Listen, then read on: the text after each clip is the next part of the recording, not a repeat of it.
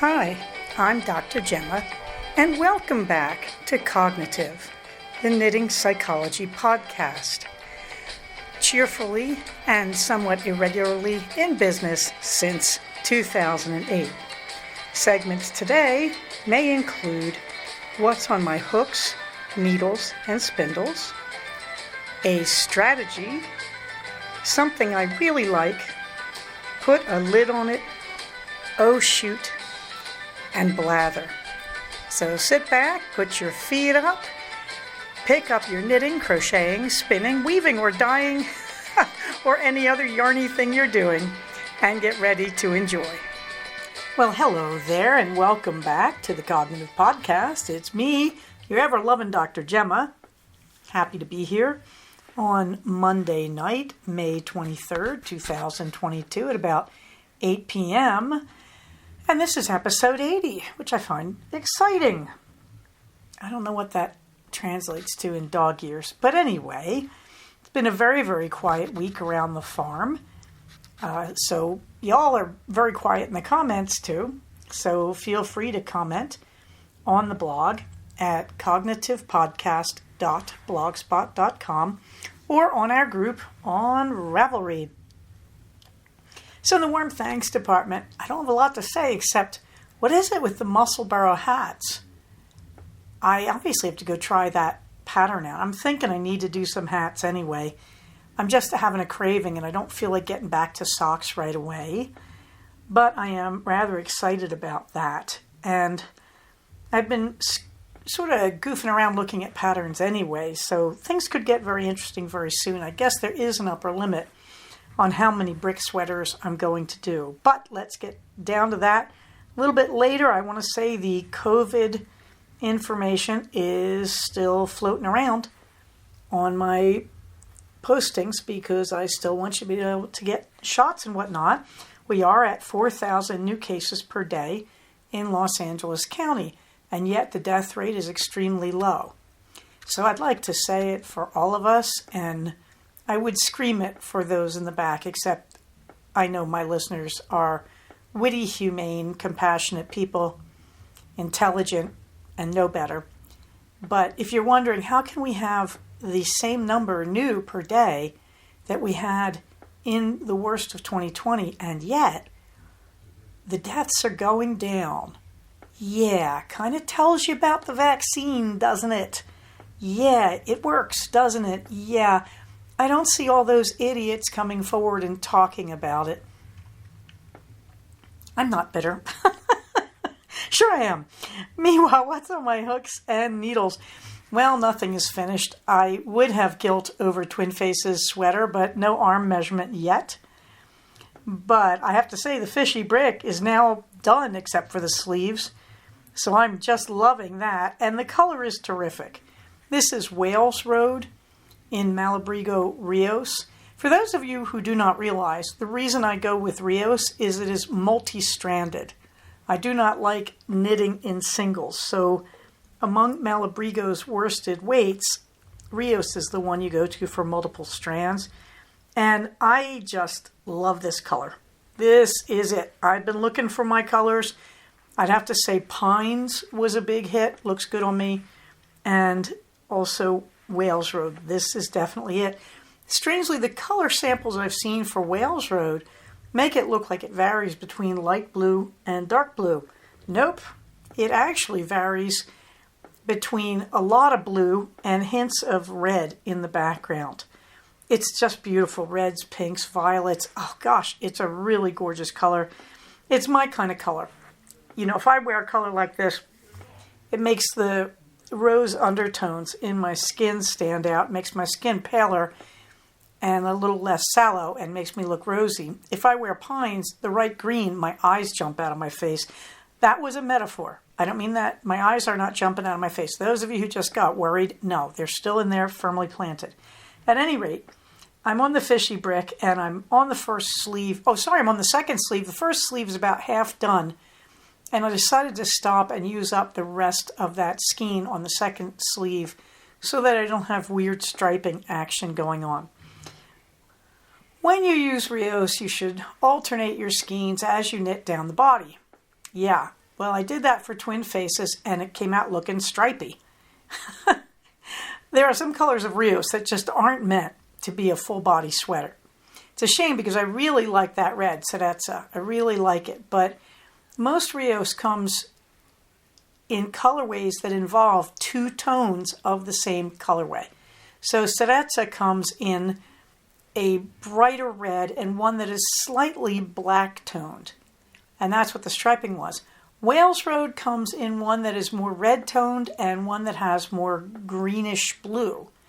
However, they seem to work really well. I don't look at it and see a big bar of one or the other. So I am deeply in love with Wales Road. Twin Faces brick.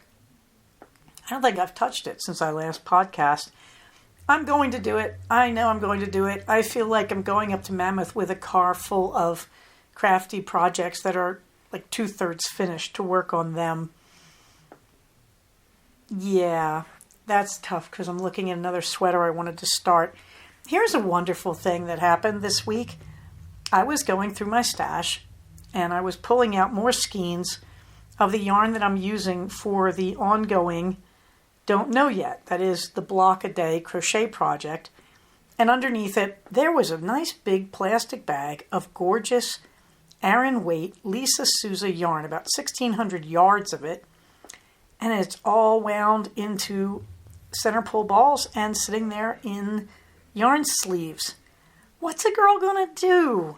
Well, one thing I'm going to do is I'm looking at a sweater with a yoke that involves a Nordic pattern in a contrast color.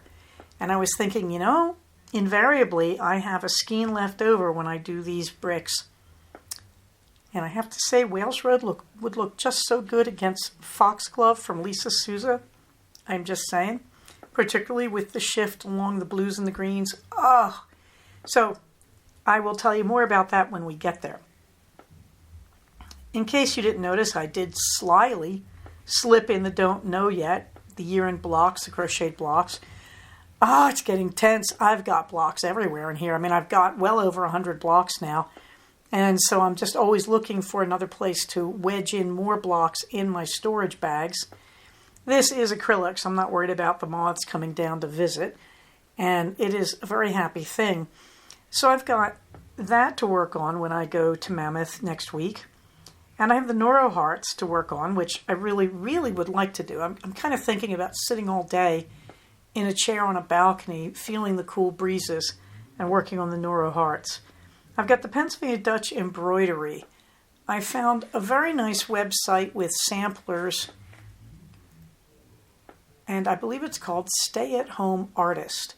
There's a lot of Stay at Home Yadada on Etsy, but Stay at Home Artist is, I believe, this person's name.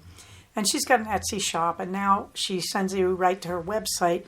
And she's got some really nice videos on basic embroidery stitches. And I'm thinking I may just look at some of her videos to get a little inspired about how I want to fill in some of the tougher spaces. But yeah, the Pennsylvania Dutch embroidery. I'm also fantasizing about making candles that week. We'll see how that goes. I've got a lot to do because I believe I'm going Monday up to Mammoth. I think that's my first night in the hotel. So Sunday and Monday are going to be about supplying the food, about working out what I want to cook, and just making up a bunch of things and putting them in vacuum sealed bags and taking them with me into my little condo so I don't have to buy a lot of food. And there will probably be just a huge Trader Joe's run there. So that's all very exciting. 5 days to vacation. I mean, I can barely speak. I'm so tired and wrung out. It's about time. Okay, enough of that madness. I am not spinning, so let's get on to the strategy. I want to give you a simple one that everybody overlooks, and that is practice your strategies. Practice them every day. I always tell patients the following. I will never recommend anything to you that I myself have not tried. And that means I know these strategies, I use these strategies, I work these strategies, but I work them very consciously. And I have really learned what Professor Marsha Linehan taught me a long time ago at a convention center far, far away, which is It is all well and good to listen to this stuff, but you have to actually note it down, remember it, and use it.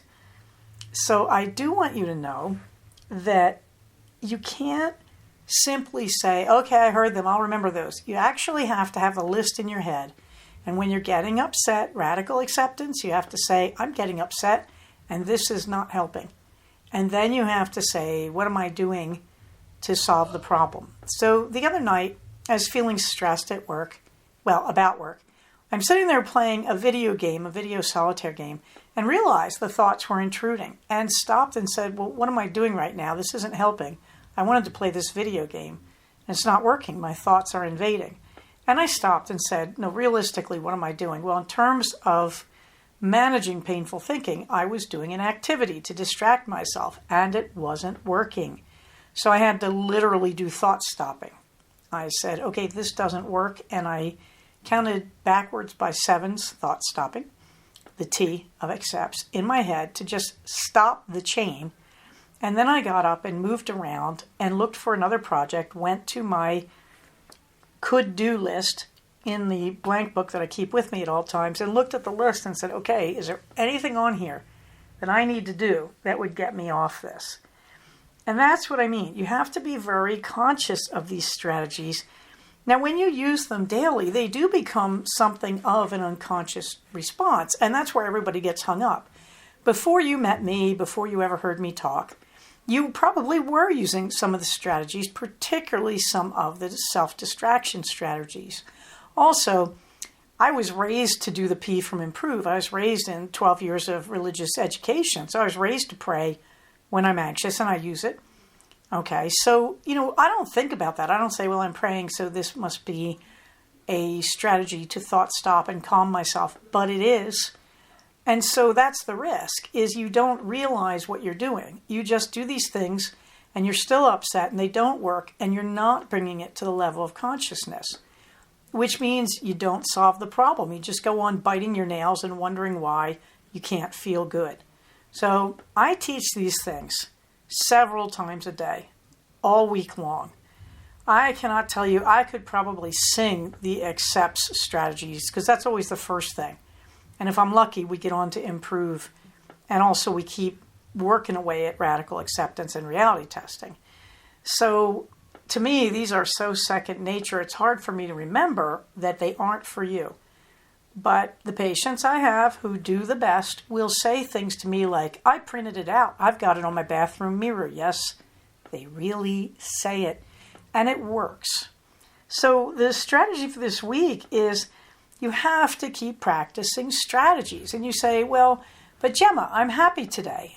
Okay, so that's great. So you're enjoying your day. And you find yourself feeling particularly good, and you go, well, what am I doing in terms of a strategy right now? I just feel good. Notice there's no problem here, but you're feeling good. So you're doing something right, and it's always good to stop and evaluate yourself in terms of that to see how the strategies maintain you in your day-to-day life, because they do. That's what emotional management is about. The all day long, everyday things you do that stop you from distress. Okay, so if I'm upset and I go for a run, what am I doing? An activity, I'm running. I'm doing a sensory, I'm banging my feet into the ground repeatedly, and my focus is dragged into my breathing, and it's hard to think about much else. So right there, you can hear me doing 2 distress tolerance skills, but I run every day. Well, not lately, but most days. It's getting into the 90s here. So every day when I run, it's still the same thing. It's still a sensory experience that is highly focusing, that involves thought stopping so I can focus on how I'm running and how I'm breathing. It's still an activity. And the trick is, if I do that every day, if every day I look at what I'm doing when I feel good, and I think of it in terms of what kind of distress management would this be if I was upset, that's how you rehearse. So today, for example, I woke up feeling pretty good, and then I went and I wrestled with the community college, which I'll talk about in a minute, and I realized, what was I doing? Well, I was using my to-do list. So that's a time management skill, so that's nice. And I took a lot of time to do it because it's my day off, and I know I won't get as much time this week to turn around and do this again. So then I felt really good. So I went out to lunch with my husband, and that's a sensory, and that's an activity, and that's also using him to thought stop, that, staying focused on him. So there's thought stopping. Minerva's creeping up and jumping on my lap as I record this. Would you like to say hello? Can I say anything? No, you're going to rub the microphone with your face. Well, that's very nice. I'm sure they understand that means you love us all. And we love you.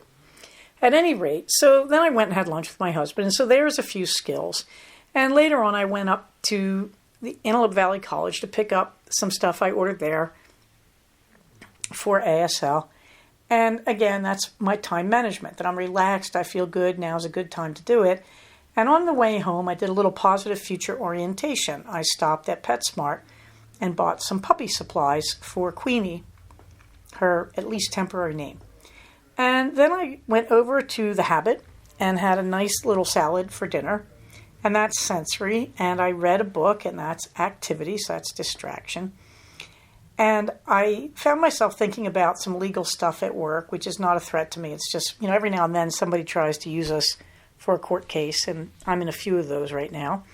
It happens. Mercury is retrograde, And so I started to think about that, and I just said, it's Sunday. Why am I doing this? Reality testing, radical acceptance. I can't do anything about this. And so I began reading. And again, distraction, activity. So I do think about this all day. I think about what kind of strategies do I resort to the most. And of course, there's relaxation. That's the R from improve. There's one thing at a time. I'm sitting there thinking about this legal case that I can't do anything about instead of focusing on enjoying my meal. So get back to my meal. Little vacation. I'm riding around a little bit of a distance from home, picking up things I need. So that's really nice. So you can see that if you stop and look at what you do to feel good, to maintain yourself, that also would be identifiable as some of the distress tolerance skills. And you should use your distress tolerance skill, mindfulness, radical acceptance, reality testing, positive future orientation, accepts, improve, etc. You should be using those every day as a kind of practice. What does that really mean? That when things are going well, you stop and you think about what you're doing as how it would fit one of those skills. And that is the best way to emotionally maintain, to be aware that you are rehearsing the skills, that you know how to use them, and that from day to day, the common use of them, the common rehearsal and practice of them, is helping you to maintain your calm. Now, on the ACT hexagon, which I still have in the notes, what does that sound like? Well, really, there's a whole bunch of them, I guess you could say, but the important thing is the committed action. That by practicing your skills every day, you're taking committed action that will change you and improve and support your mental health. You could also argue some of the other points of the hexagon are involved in that, but I would say it's committed action. There's one more thing you should think of, and I get to say this a lot in therapy, and I don't think people outside therapy hear this enough. You cannot have a skill that nobody has given you or showed you or taught you. You cannot. You can't just make it up. It's unlikely. You're going to have seen it somewhere if you're using it. That's really important because why are we even learning these skills? Well, I don't mean to diss my parents, but basically because my parents didn't teach them to me. That if nobody teaches you skills, how can you be okay? How can you be fixed? And so that's what therapy is. That's why cognitive behavioral therapy is so successful. That's why DBT is so successful. That essentially we're grabbing up the people who did not get taught enough skills, and we're teaching them the skills. No judgment, no blame. You have to learn skills. And your parents may not have been taught skills. They may not have had the skills to give to you. My parents came from very, very impoverished, hardscrabble backgrounds. Their lives were dedicated to getting enough food to support their family and staying alive when they were young. So again, it's not all that surprising that they weren't great on teaching the skills. Nevertheless, they did. A lot of skills are embodied in some strange places. When I look at my upbringing in the New Testament, whatever your religious beliefs, good for you. But Jesus is a darn good psychologist. That was a bit of a shock. I've only realized that over the last few years that a lot of the things I'm teaching, I can rip out quotes from the New Testament and go, here you go.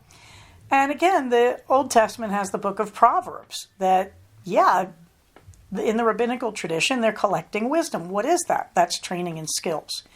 I am sure if you look at all the other holy texts, you're going to find the same thing. So they're all over the place, but they're also all over the place in cliche.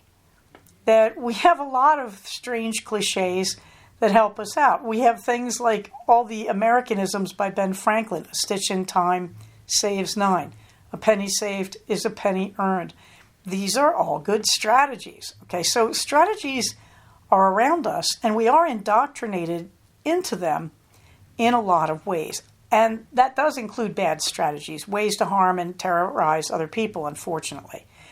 But again, don't give up hope. If you feel like your parents did not give you the training you need, your culture is trying to give it to you, and it is all over the place. I think the best funny example of this is in the movie Monsters, Inc., where the monsters in question, the protagonists, whose names are just escaping me, they're running around and they get trapped in several different worlds by going through doors haphazardly. And they end up somewhere in the wastes of, I guess, the Himalaya. And they meet the abominable snowman, and they realize he's a monster who got banished there. And he pulls out snow cones, and they're yellow, and he offers them to us. And of course, we're all laughing. Why? Because it's a play on the old wisdom, don't eat yellow snow. Well, there you go. That's a strategy. Those of us who grew up in snowy regions, you all know what's going on yellow snow. Some animal probably got there before you. Don't sample it. Okay. Now, that's a kind of extreme example, but the point is that is a wisdom. Fairy tales have wisdoms. The so-called old wives' tales have wisdom. That these are ways, sometimes negative, but these are ways to train us in good strategies. All right, so emotional management this week is about, you got to practice your strategies every day, and you have to be real. You don't have a lot of these. Why? Nobody taught them to you. No, your parents are not your evil nemesis, I hope. They may not have been taught them either. Okay, on to the fluffy books. Well, I'm still carrying Naruto, and that's all I'm going to say. I finished The Constant Rabbit by Jasper Fforde. I just love it. I'm still thinking about it. It's an amazing, amazing book. The biggest objection I had was in racial stereotypes, the non-dominant races are always figured as animals. And I thought, that's my big problem, is he's making those groups into rabbits. Isn't that kind of reinforcing that? No, he's asking an even bigger question about that. And he's talking about the same thing that makes racism, makes the dominant races believe they have the right to destroy the world, to destroy the environment. And they also believe they are superior to all other beings on the planet. And that gives them this right. And so, yeah, Fforde is digging deep on the questions he asks. He keeps saying, what makes us think that we can even do that? It's an amazing book. The ending. I'm still thinking about the ending. I was disappointed in it because I think Fforde wants too much closure, and he wants more than I think you can get on these issues. But I'm still thinking about the ending. It's just a terrific book. I also just finished today When Blood Lies by C.S. Harris, the latest in the Sebastian and Hero Sincere series. And it's great. It's really great. This time you're getting a close look at Napoleonic France. Specifically, I believe it's 1815, when Napoleon escapes from Elba. It's a very, very interesting book historically. It's a lot of questions I've always wanted answered, and it takes you down the rabbit hole of reading up on history on Wikipedia, which I hope is accurate enough for this. It's just a fantastic book. I like this series. Historically, they always prompt thought. I will warn you, C.S. Harris likes to horrify you. There's always one scene where she really goes for just horrifying you. And this book is no exception. So when she talks about guillotine executions, brace yourself. I started to watch Ant-Man and the Wasp on Disney+. And it's pleasant. I like Evangeline Lilly. I hate her as the Wasp. I hate the wig. I hate the button-down look. I hate the way they're directing her. I think she's a fine actress. I just don't like her in Ant-Man and the Wasp. I have to say I like just about everything else about it. I like the way that Ant-Man himself is a little bit dorky. That he's not all that bright. He doesn't always understand things. And it is a running joke. And of course, Hank Pym, nobody really understands Hank Pym. And so they're throwing technobabble everywhere. And they kind of poke fun at themselves by having their protagonist say, yeah, I knew that, when yet clearly he does not know it. It's a lot of fun so far, but, I wouldn't say it's anything to write home about. It was nice to figure out what happened to Ant-Man after, I think it's Captain America Civil War. I always did wonder where he ended up. And it's very interesting. It's interesting. So far, it's pretty mindless fun. This leads me to more mindless fun. That is something I really like. Dinner and a movie by myself. It's true. Last weekend, I just felt like I was never going to make it to my vacation, a feeling I am still struggling with. And so I just threw it all to the wind, and I took myself out. I bought tickets to Doctor Strange at the lovely theater in Palmdale, which has luxury loungers. Oh my gosh, it's so wonderful.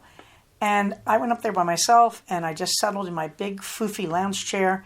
Nobody near me. I love the way nobody's in cinemas right now. It's a great time. And I watched Doctor Strange. And then I took myself to the BJ's restaurant next door. BJ's, if you join their club and get their app, first of all, it's great. On the BJ's app, you can waitlist yourself before you even get there. So you get there, and they're ready to take you back. Even better than that, if you know the menu, they have the menu online, but you can order what you like, customize it, everything. And when you do that, they create an open bill for you. You can pay it right away if you want to, but you don't have to. And that also puts you on their wait list. So essentially, I walked out of the cinema, sat down in my car, thought about what I wanted to do, and then I just ordered my dinner, moved my car a little closer to the restaurant, and went in and had this fantastic dinner while reading on my Kindle. So I just love that. Occasionally, I want a really quiet, really private meal, and I love to read over meals. So this was it. And what did I think of Doctor Strange? My heavens, let me tell you. Doctor Strange and the Multiverse of Madness has plot holes you could drive a bus through, and not just one. I had a blast this week with one of my more problematic teenage patients because we both just sat there and had this great moment together where we both went through all the plot holes we found, and we both had found the same ones. It was one of the most bonding experiences I've had with this kid. It was very funny. At the same time, I have to tell you, I would watch Benedict Cumberbatch brush his teeth. That I just love him so much. I'm glad the movie's doing well. I'm not going to give spoilers, so you're safe. What I would say is a lot of the special effects are front-loaded into the very beginning and the very end. And then there's a lot of just, we're walking down the street, we're walking, we're talking, exposition. I enjoyed it. I'll take the boys to see it. But I don't think it's a terrific movie. It's just kind of mindless fun. Okay, I'm going to say, I really hate what they're doing with Scarlet Witch. I really do. I think this is an old plot trick that we do when we run out of new plot tricks. Still, I enjoyed the movie. Put a lid on it. I found a lovely recipe for a little light keto cake. It can be very hard to make pastry in keto because you're using nut flours. It can come out very dense and heavy. Of course, you know, LCHF Italian never lets me down. So I thought you might like to see that, but no particular stuff in the kitchen. Next week should be a lot as I prepare for the trip. I've got Sunday and Monday, and then I drive myself to Mammoth with a pile of projects and a heap of books on my Kindle and all sorts of new patterns to look over and consider, and a lot of sleeves to knit and a lot of projects to finish. And so you know what's going to happen, right? I'm going to get the Bishop. I'm going to go into the yarn store there that I reviewed last October, I'm going to buy a skein of Rios, and I'm just going to end up going rogue and doing some hat, maybe a Musselburgh. On to the blather. Well, the pup date. Queenie, I believe, is now alive. Got a nice message from Amy Cook, the breeder, who said, don't worry, I know there's none of the blonde sables that you want in the current 3 litters that are up for sale, but I've got a whole bunch of golden sable females in the next litters for you. The timing is perfect since I would really like to go out in somewhere in early to mid-July. That's what the plane tickets are. It'd be nice not to have to change them. It'd be nice to have it all worked out, and just get on the plane and go. So far, to make that happen, you need an 8-week-old puppy to fit in my carrier, 8 or 9 weeks.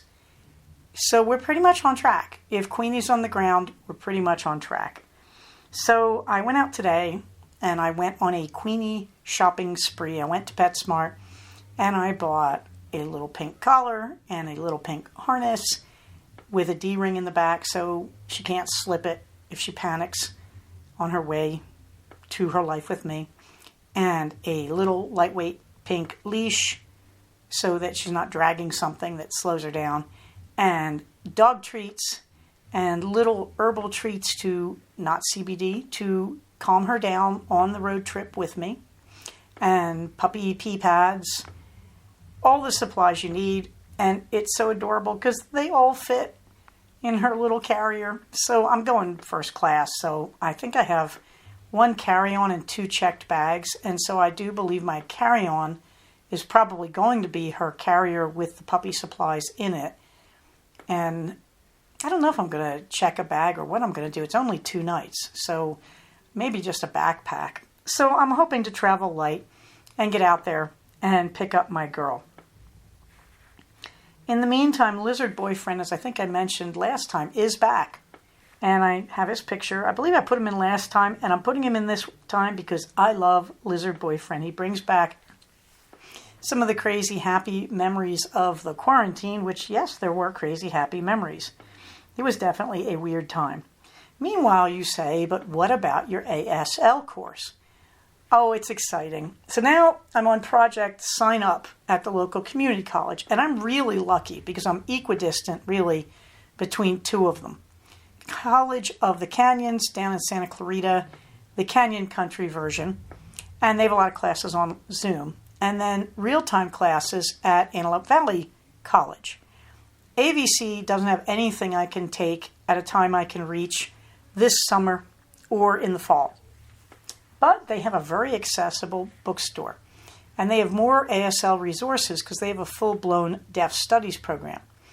COC, or Canyons, has a pretty good bookstore, but they only are requiring 1 book for the course I want to take.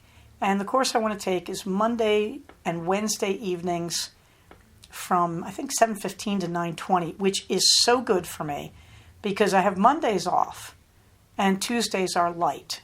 So I can do that. I can spend Monday prepping for the class and then Monday evening doing the class and still get to bed at a reasonable hour. And Wednesday nights are great because I don't start seeing patients on Thursday till noon. So I can work late and then sleep late the next day if I have to. So I'm very, very excited about this. Now I'm working on being able to actually register for the course. And there are all sorts of loopholes and crazy things. The first crazy thing is completely online, everything. Applying for a California community college, which is very easy. There's a centralized website. You just say which school, and you fill it out, and like 24 hours later, they go, okay, you're in. Because it's not competitive, it's community college. And then there was walking myself through Canyons orientation, which you have to do before they'll even talk to you. So that took 3 wise men and a star because it kept saying I was finished and they kept sending me emails that I wasn't. Finally, I spoke to someone today and read out to her the page that says you are now finished. And she said, well, you didn't press the right button. I said, I did. I just pressed the button you told me to press, and that's how I got to this webpage. So they're kind of in denial. And that led to the issue of when do I get to register? Because if you don't do all their steps, you don't get to register till very late. So I've been told they would improve my registration date if I got everything done. Okay. They started fall registration on April 15th. My registration date is June 8th. I am not thrilled about this. So I've been working on that. And one of the things was, all right, you need my transcripts, because then they didn't want me to take sign. They wanted me to take English 101. I kept saying, this is not a good idea. And I started sending them my transcripts. And I spent the weekend sending the transcripts. And they said, you'll get an immediate email back that they got them. No email back. So today I learned the lesson. I sent them, I think, once on Thursday, once on Saturday, and 3 times today. And it was very funny because finally I also sent them my diploma for my doctoral degree in psychology. And I got what sounded like an exhausted email written by a human that said, look, we've already cleared you for your math and English requirements, okay? And I was laughing, going, well, kids, you told me you would confirm it. You're not confirming it. So I'm just going to keep knocking on your door till I get what I need. But I noticed they still haven't moved my registration date. The course I want, there are 2 people in it, but there's 23 more open seats. So I'm just really hoping that this works. There's also a course on deaf culture, and I ordered books for both the courses, and I ordered them from used dealers. And the first one came for ASL, and it's really exciting and really good, and it's got DVDs, so I'm very pleased about that. And then I noticed they have a beginner ASL course up at Antelope Valley, and it uses the same book, but it also gives you these nice visual charts, laminated charts. And so I ordered those and went up and picked them up today. So very exciting over in ASL land. And I'm really happy too, because I'm trying to teach myself numbers. And let me tell you, 11 to 20 is a bit of a challenge, because everything else I had, they were not very clear visuals. So I'm very, very pleased, because I think I finally am learning 11 to 20. Yay! The other funny one, so I'm talking to my deaf patient with an interpreter who we just love. We all get on really well. And I was trying to say good luck to her, so I crossed my fingers and held them up, which she went totally blank. And the interpreter said, why are you saying R to her? Because that's the letter R. And I just started laughing and said, yeah, double R's. And the interpreter had to really explain that one, because it's such a joke and it goes across a spoken language as well as a visual language. So anyway, at the end of the session, I said, wish me a lot of luck getting this worked out with the community college. And she held up her hands, and I'm so pleased, because I looked at her blankly and said, RR? I'm not following. And I really meant it. And they went into hysterics. And she said, no, I'm trying to imitate a hearing person wishing luck. And I had this great moment of realizing I've just taught a deaf person a sign, which you never do, by the way. So one of the rudest things you can do is correct a deaf person or a hard of hearing person when you're speaking ASL. But anyway, it was very funny. The other thing I realized is you get a name in the deaf community, and it's considered a little bit sloppy or obnoxious to name yourself, particularly if you're hearing. So you sort of wait for them. And I mean, normally you just spell your name, which is easy for me because I use my legal first name and it's only 4 letters. But I did catch finally that they call me Doc. And it's a very easy thing to do in sign. It's a very, very fast thing to do. It just involves moving your index finger from a D to an O and then opening your O into a C. And so it's very fluid. And I realized, I kept thinking, why is it they always seem to start everything they say with a D? D is very easy to catch in sign. And I suddenly realized they're not using my name per se. They're calling me Doc. And the interpreter always does call me Doc. And I just suddenly realized, yeah, so of course she's calling me Doc in sign. So that's really pleasing that I have something of a sign name already.